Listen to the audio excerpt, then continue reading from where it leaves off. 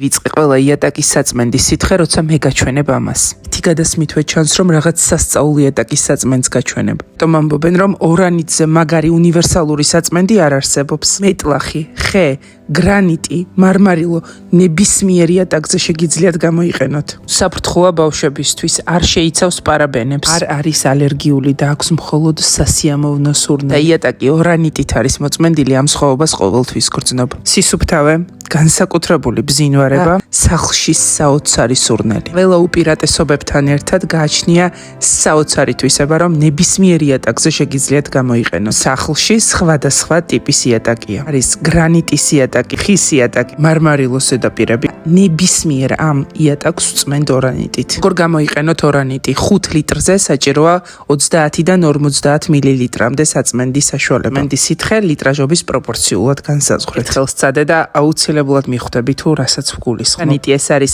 სისუფთავე, ეკონომია და ბედნიერება ყოველდღე. მოწმე და ნახავ როგორ შეცვლის შენ სახლში იატაკს ორანიტი. თუ გინდა რომ შენთანაც ზუსტად ასეთი სისუფთავე იყოს და იდეალურად ბზინავდეს იატაკი, აუცილებლად გამოიყენე და გამიზიარე შენი შთაბეჭდილება.